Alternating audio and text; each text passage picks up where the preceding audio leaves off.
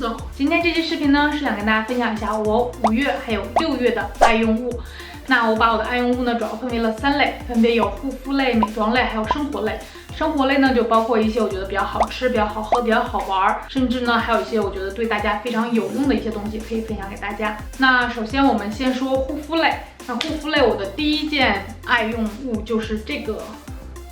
之前在2年前李佳琦就推荐过的一个网红的净霜。那我其实是从去年开始对美妆还有这个护肤下重手之后呢，我就开始注意到我的这个颈纹啊比较深，所以我就比较在意，但是我又不想通过医美的手段，因为我还是挺怕开刀之类的，就是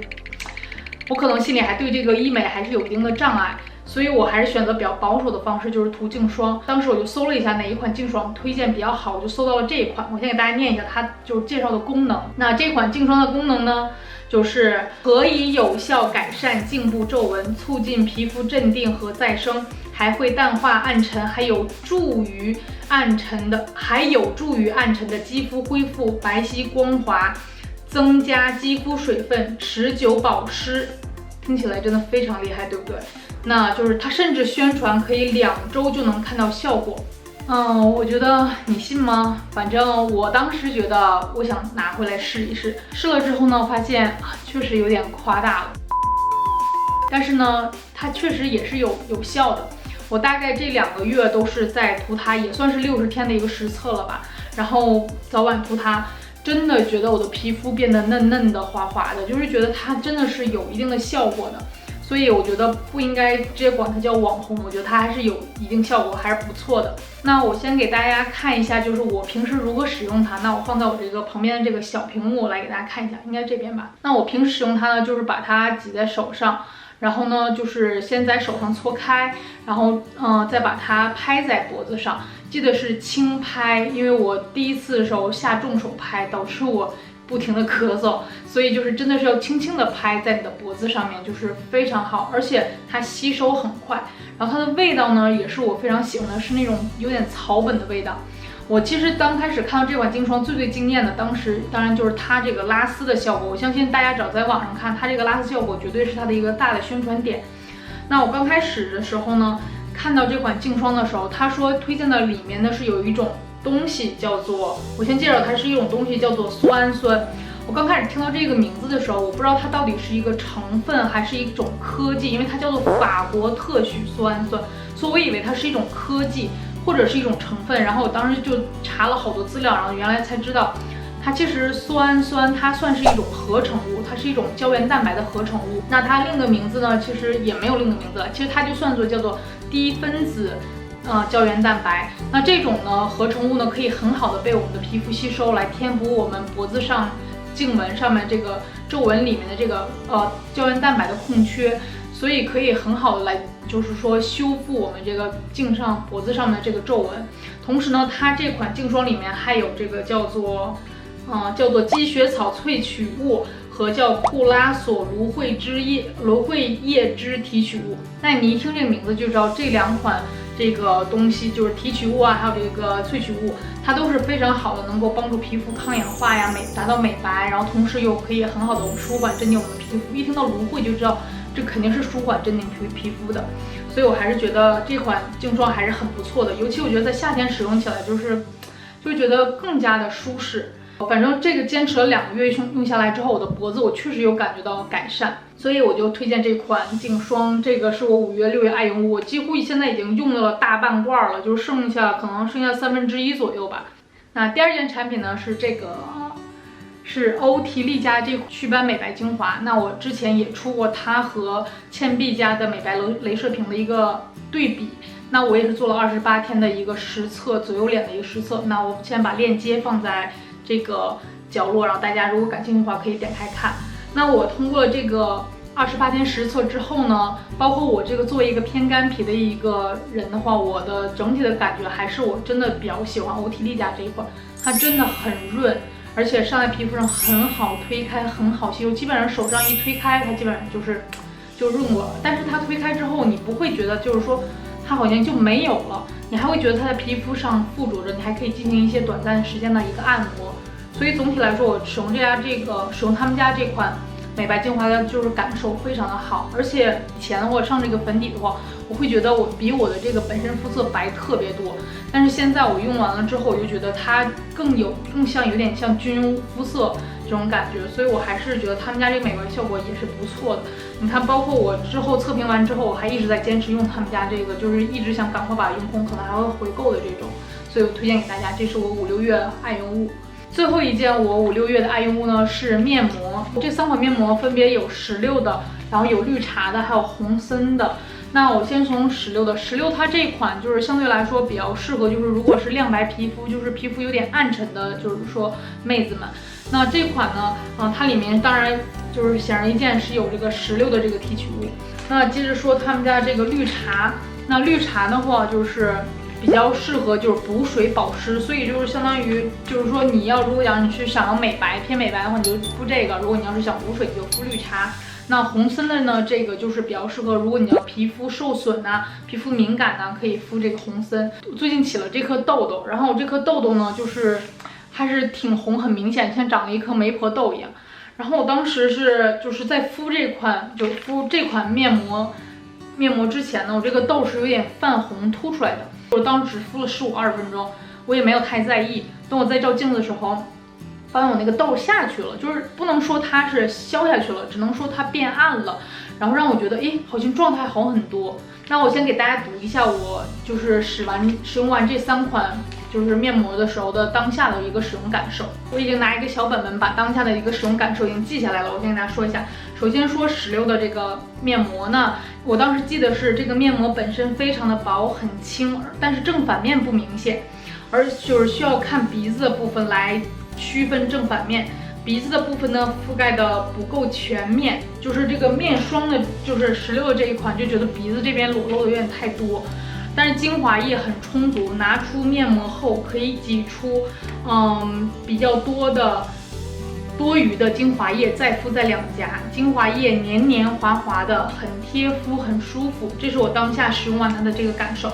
然后关于绿茶的这个，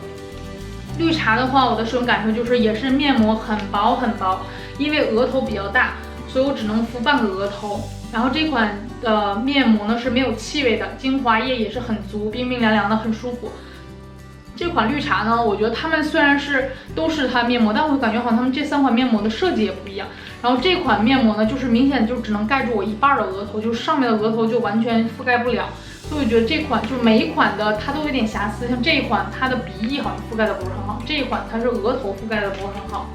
然后最后这一款呢，我觉得它是包裹是最好的，虽然额头还是露出了一小截，但是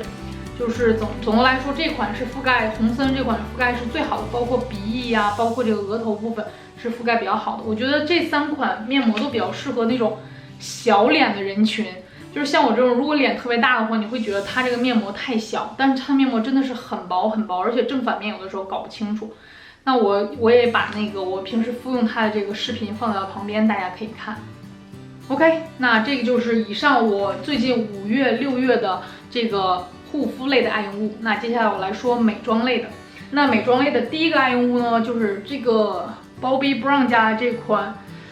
就是叫怎么说呢，叫粉饼和定妆粉吧，我超级爱。首先呢，就是我觉得他们家这一款的粉质非常的细，然后它还附赠了一个这个小粉扑。稍微用的有点脏，但是真的非常好用。他们家这个小粉扑就是这个绒就是非常绒，很细腻。如果讲说当天出去的话，就是说完全没有时间化妆，我就会上一下那个防晒霜，但是是带颜色、带肤色的就是防晒霜，然后之后拿它压一下，因为夏天真的很容易出油和出汗，所以为了防止就看起来太狼狈，所以我就会拿它来稍微的按压一下全脸。OK， 那第2件爱用物呢，也就是这个是迪奥家的这个叫做 Forever Skin Correct。那这款呢，其实就是遮瑕膏，我的色号是EN 的。然后这款遮瑕膏我觉得真的是非常好，就是它非常的润，就是尤其对我这种干皮妹子来说，然后很润，然后而且就是说它不会说干的特别快。然后而且它非常好的推开，你看看，就是它很容易就把它推开了。它推开之后，你也会觉得它非常的润，超级推荐，就是偏干皮还有干皮的妹子可以买这一款。然后我每次就是如果稍微有一点时间可以化妆的话，我基本上就是用它压一下我的黑眼圈，然后再上一下 Bobbi Brown 家这款定妆，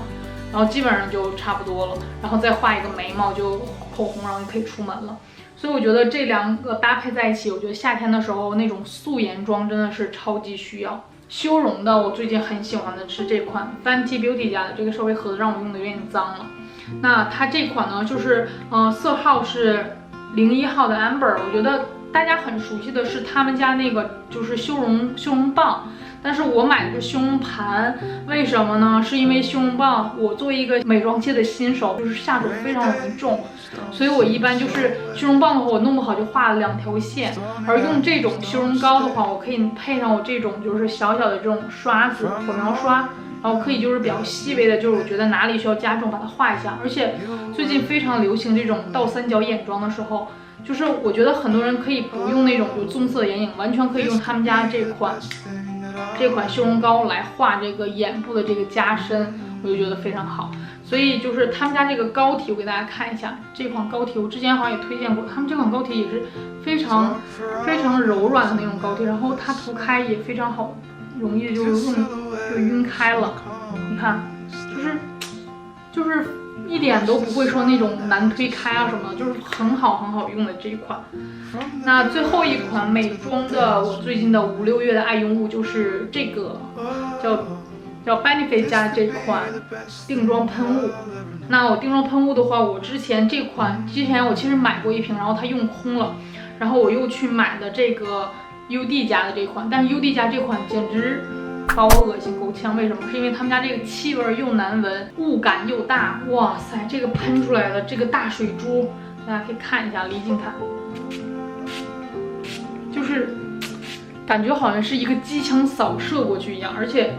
他们家这个味道真的难闻，有一种就是香完了之后一种臭的一个味道，所以反正我不是很喜欢。然后来给大家看一下这个 Benefit 家这款就是它的雾真的是非常的细腻。所以我就觉得，而且你看哦，这是刚才那个哦，请忽视我胳膊上的那些碰的痕迹。你看他们家喷完了之后2下，就这个 UD 家这款就是完全就是水到一个不行。我觉得他把自己这个当做保湿喷雾在用了，所以我觉得不是很喜欢。但是你看他们家这个 Benefit 家这款就是定妆喷雾，给大家演示一下。你看，通过声音你能听出来，超级细腻。然后他们家这个，你看喷了4下，就是它也不会流水啊什么的，就是还是很舒适的那种定妆，不会说你喷完了之后，这个好像喷了2下子，然后这个定妆就要从脸上划出泪痕一样的感觉。反正我这2款定妆喷雾用了之后，我又回购了这个 Benefit 家的，我真是超喜欢。而且他们家这个味道很像小时候的那种香的味道啊，不行。这个 UD 家的味道太浓烈了，我现在完全把 Benefit 家这个盖过了，因为他们家这个太臭了。OK， 那最后来给大家介绍我生活类的5、6月的爱用物，那真的是我非常喜欢的。这次介绍呢，我没有加入吃的，因为怎么说呢，我最近就是没有在 focus 在吃的上面，那我 focus 在喝的上面。我最近用了非常好喝的这个茶，是这个，他们家好像好几种，但是我买了3种。分别有粉色的、绿色的以及黄色的，然后它们大概一盒是15袋，然后我会把它价格打在屏幕上，因为我真的不记得它是多少钱了。反正我觉得，大概一包1刀左右，可能，反正我不太记得了。它这个一盒里大概有15个，然后这3个里面分别这个是，这叫益须茶，里面是含有这个，很明显是含有这个玫瑰的。我觉得还是不错，它里面还有菊花、重瓣红玫瑰，还有玉竹。其实我不知道玉竹是什么，但是我只要看中这里面它就是玫瑰嘛，比较滋养，就可能补气血。那这个下面这个黄色呢是菊花、金银花、重瓣红玫瑰，还有玉竹。这个好像比它这里面多了一个金银花，这个黄色的这个盒。然后最后绿色这个盒呢，就是稍微有点发苦。这个绿色这个盒，它里面是有菊花、荷叶、决明子和金银花。这3盒里面，我最喜欢的是黄色这一盒。黄色这一盒里面还有菊花，这个我觉得明目啊，然后我喝了之后确实觉得有点去火气的感觉。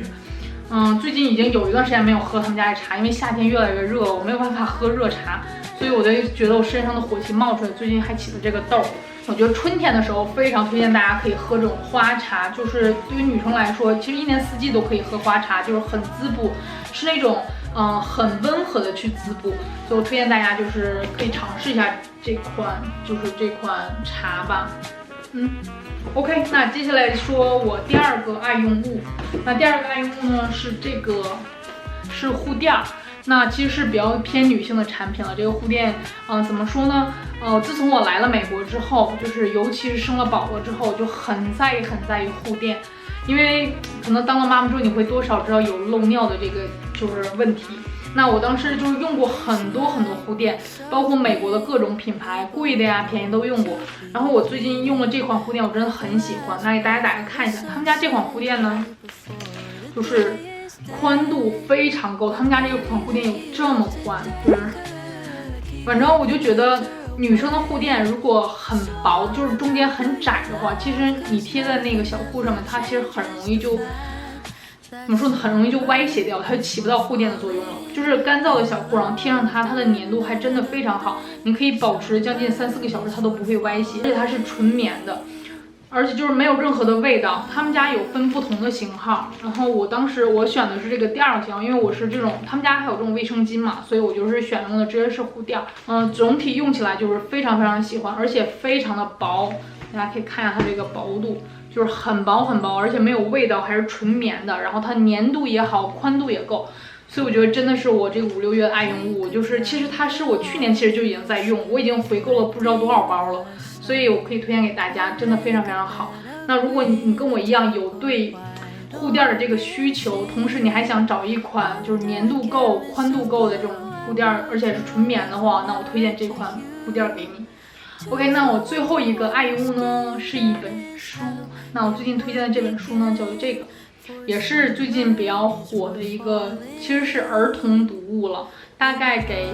8-9岁以上，或者甚至10岁、10几岁 teenager 可以读的。这款书叫做 The Boy, the Mole, the Fox and the Horse。这款书呢，我很爱的原因是因为它非常触动我的心灵。我觉得很多小孩读的书都非常的能触动我的心灵。那就是这款书，其实我很喜欢的点是因为我觉得有的时候当局者迷，就是你自己有很多时候遇到一些问题的时候，你自己跳脱不了，你需要一些别人的一些警示、一些话语来劝导你。然后我就觉得就是读书可以是一种很好的让我自己跟自己沟通的一种方式。那我当时是其实陪我女儿去逛书店，然后我看到了这本书，我觉得很可爱，然后我就翻了翻，哇，我就觉得好喜欢。它这本书里面就是画的那个画风啊，也非常简单，就有点抽象画的那种，就是你需要离远看就觉得很可爱的那种。它这个4个人物就是小孩啊，还有这个小鼹鼠、这个狐狸还有马，是他们4个遇见的人物。我觉得它代表生活中不同类型的人，然后他们凑在一起的话，他们之间可以互相沟通，给对方一些力量。然后其中这个刚开始这个叫做，就是我给大家读一小段，他说 What do you want to be when you grow up？ 就是你长大了你想做什么？Kind said the boy， 就是我只想做一个很善良的人。我就觉得真的是，就是说有的时候人就觉得我的梦想有多伟大或怎么样，其实我觉得等到人真正离开这个世界的时候，你会发现其实我留在世界上最多的其实是我对这个世界的爱。就是我觉得这个真的是很触动心。天哪，我就觉得我每次读都会觉得特别的有影响力。然后还有就是，比如说我把我最喜欢的已经折上了3个页，是我当我遇到一些撞击的时候，内心的撞击，还有一些困惑的时候，我会去看这3页。首先第一个话就是 Often the hardest person to forgive is yourself， 就是说最难原谅的人可能就是你自己。就是我觉得真的是有些人有的时候经常跟自己执拗不过，就是比如说我女儿有的时候学语文，她学着她觉得自己学不过，她会哭。我觉得有的时候，包括我前2天，就是我这周特别混乱，所以我把我女儿的一些课，语文课还有绘画课都错过了，都忘记了。虽然我知道其实是她自己的责任，但是她7岁嘛，我也不对她抱特别大的希望，就她自己去记住这些上课的时间。然后我自己也没有记住，所以我就特别懊悔，然后我觉得好伤心，我觉得自己就这周就特别乱，就 schedule 啊什么的乱七八糟。后来当我读完这句话，我就觉得真的其实没什么大不了，也就几节课，然后最重要是孩子在那段时间他是开心的，他是